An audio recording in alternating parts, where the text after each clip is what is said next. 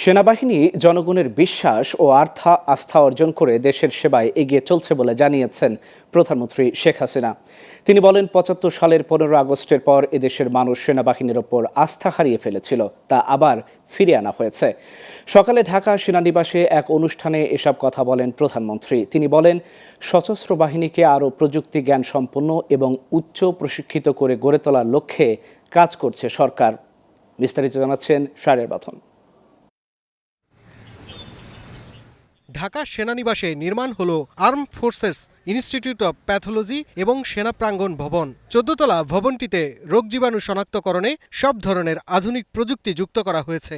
এছাড়া জাতীয় এবং আন্তর্জাতিক বিভিন্ন অনুষ্ঠান আয়োজনে নির্মাণ করা হয়েছে সেনাবাহিনীর কেন্দ্রীয় মিলনায়তন সেনা প্রাঙ্গণ ভবন। রোববার নবনির্মিত এই প্যাথোলজি এবং সেনা প্রাঙ্গণ ভবনটি উদ্বোধন করেন প্রধানমন্ত্রী শেখ হাসিনা।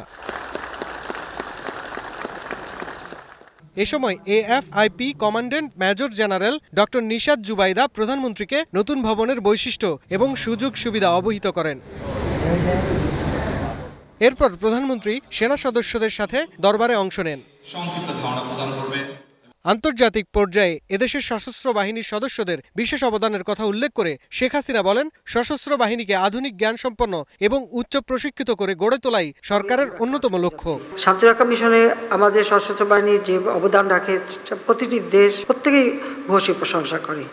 সেটাকে আরও উন্নত করাই আমাদের লক্ষ্য। ফোর্সেস গোল বাস্তবায়নের মাধ্যমে আমরা চাচ্ছি আমাদের সশস্ত্র বাহিনী আধুনিক জ্ঞান সম্পন্নভাবে প্রতিষ্ঠিত হবে। সেই সাথে যেহেতু আমাদের ২০০৮ নির্বাচনের লক্ষ্য ছিল ডিজিটাল বাংলাদেশ গড়ে তোলা, কাজে আধুনিক প্রযুক্তি জ্ঞান সম্পন্ন আমাদের সশস্ত্র বাহিনী গড়ে উঠবে, সেটাই আমাদের লক্ষ্য এবং সেভাবেই আমরা কাজ করে যাচ্ছি।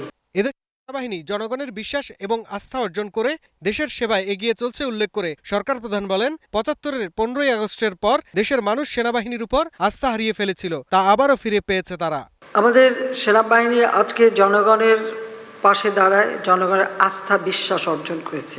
৭৫-এর ১৫ই আগস্টের পরে সেনাবাহিনীর উপরে যে আস্থা এবং বিশ্বাস সাধারণ মানুষ কিন্তু হারিয়ে ফেলেছিল।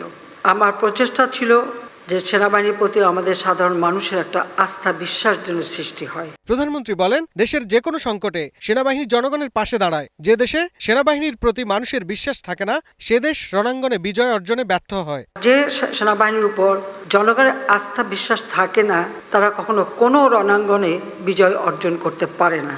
শাহরিয়ার বাঁধন, গ্লোবাল টেলিভিশন, ঢাকা।